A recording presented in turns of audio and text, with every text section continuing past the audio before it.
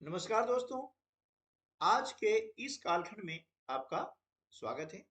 तो आइए शुरू करते हैं हम आज का वीडियो। पहला प्रश्न है, एक की घात ऋण एक धन दो की घात ऋण एक धन तीन की घात ऋण एक धन चार की घात ऋण एक बराबर क्या होगा।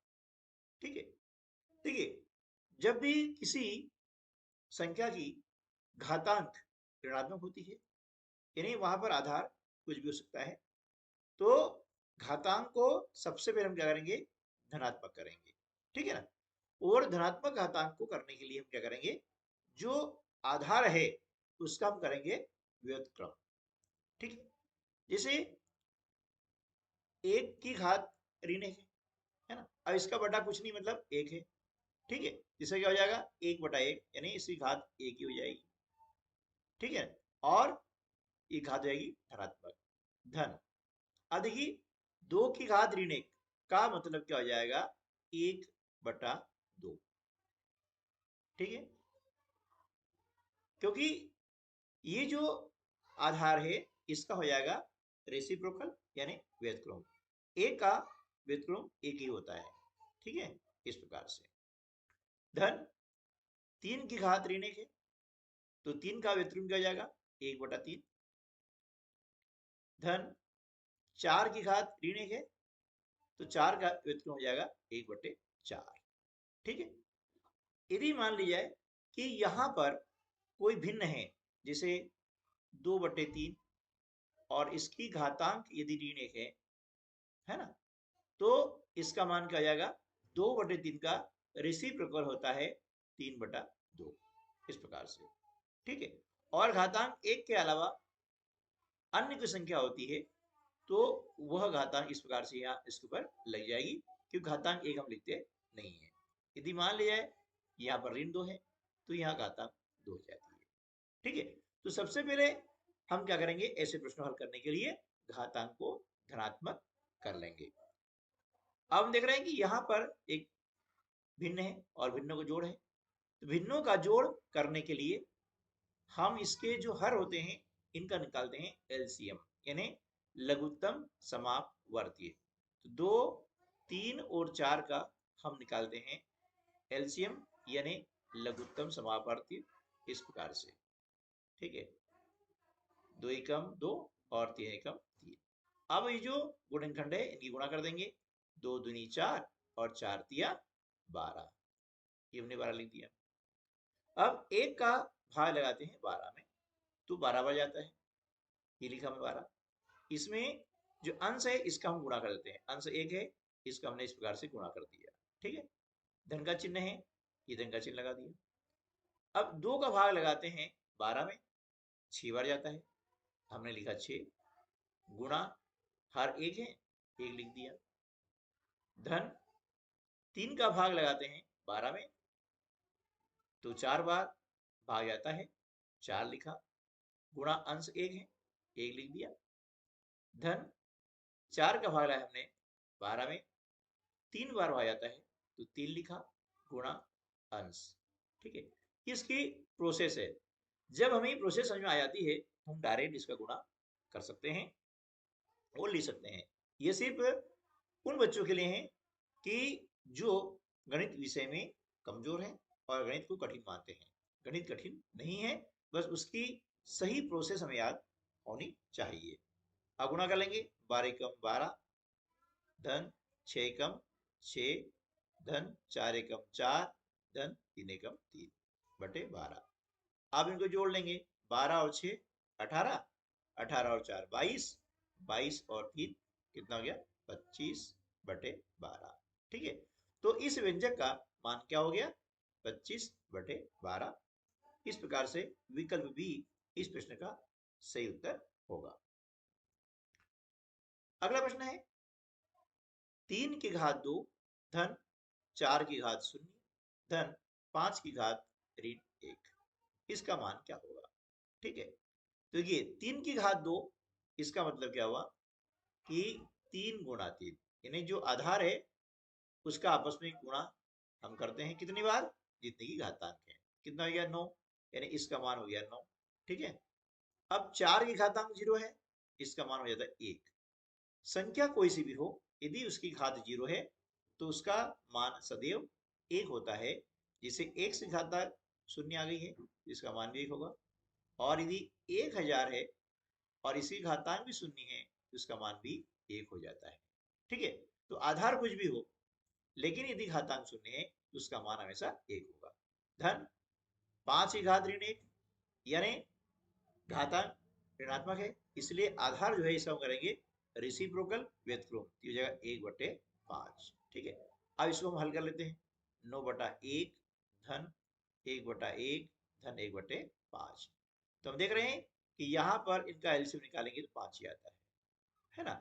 अब डायरेक्ट कैसे करेंगे, 1 का भाग लगाया हमने 5 में, 5 भाग आया, 5 गुणा करते हैं अंश में 9 बार, तो 5 9 45 धन 1 का भाग लाया 5 में, 5 बार जाएगा, और इस 5 से गुणा करेंगे अंश में, तो 5 एकम 5 धन 5 का भाग हमने लगाया 5 में, 1 बार गया, और 1 का गुणा किया हमने 1 में, 1 आ गया। अब इसको हम जोड़ देंगे, तो 45 और 5 50 और 1 51/5। तो विकल्प ए जो है इस प्रश्न का सही उत्तर होगा।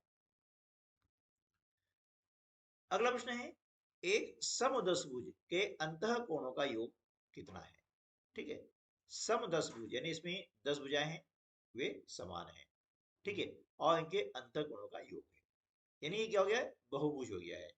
तो जब भी बहुभुज के अंतः कोणों का योग निकालना हो तो उसके लिए एक फार्मूला होता है n-2 इंटू 180°। ठीक है ना, ये अंतःकोणों का योग होता है। n यानी यहाँ पर आ जाएगी भुजाओं की संख्या।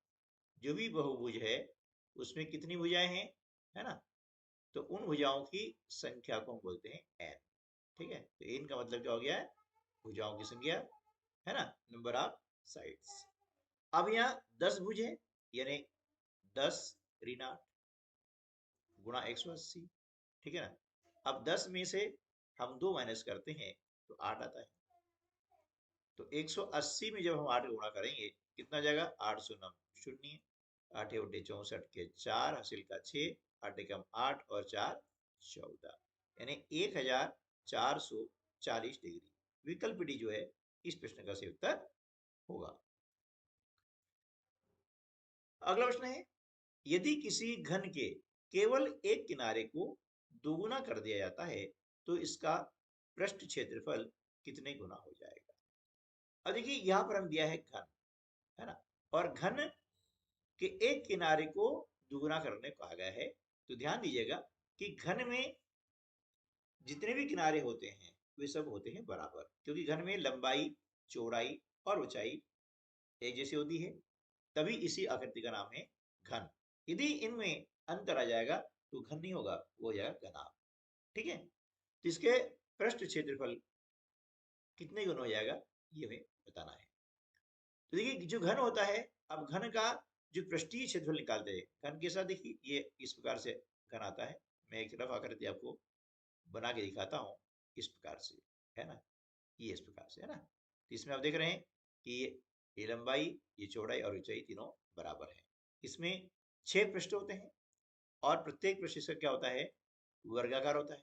तो वर्ग का क्षेत्रफल निकालने का सूत्र क्या है, भुजा का वर्ग, है ना, मतलब भुजा गुणित भुजा।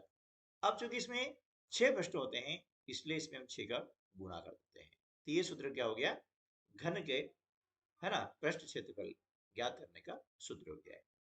अब मान लिया कि भुजा हमारी 1 सेंटीमीटर है ना, तो 1 का वर्ग 1 होता है, 1 का वर्ग क्या हो जाएगा, 1 हो जाएगा। तो ये क्या हो जाएगा, 6 कम 6, यानी 6 वर्ग सेंटीमीटर इसका होता है पृष्ठ क्षेत्रफल। लेकिन क्या कहा गया है कि एक किनारे को दुगुना कर दिया।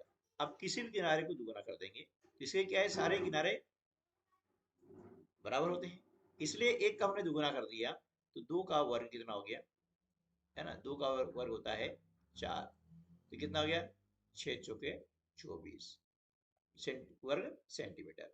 अब दोनों में तुलना करते हैं तो देखिए अब 24 हुआ है, पहले कितना था 6, 6 चौके 24, यानी दुगुना करने पर उसका जो पृष्ठीय क्षेत्रफल है ना, सरफेस एरिया, वह 4 गुना हो जाता है।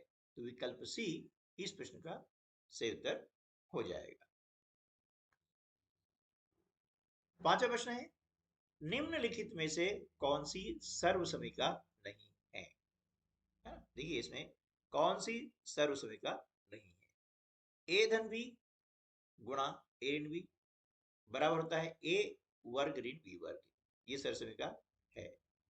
ए धन बी का होल वर्ग बराबर ए धन बी और ए ऋण बी। ठीक है, तो ये जो है यहां पर सर्वसमीका नहीं है। ठीक है ना, ये क्या है? सर्वसमीका नहीं है, क्योंकि यहां पर ए धन बी का होल वर्ग बराबर होता है ए वर्ग धन बी वर्ग धन 2ab। ए ऋण बी का होल वर्ग हो जाएगा ए वर्ग ऋण बी धन बी वर्ग ऋण 2ab। यहाँ पर ऋण आएगा, तो मिस्टेक हो गई है इसमें, है ना। तो विकल्प बी जो है इस प्रश्न का सही उत्तर नहीं होगा। ठीक है ना, क्योंकि ए धन बी और ए ऋण का गुणा करते हैं तब देख रहे हैं आएगा ए वर्ग ऋण बी वर्ग। ठीक है, ठीक है दोस्तों, तो आज के वीडियो में बस इतना ही। मिलते हैं अगले वीडियो में, तब तक के लिए नमस्कार, जय हिंद।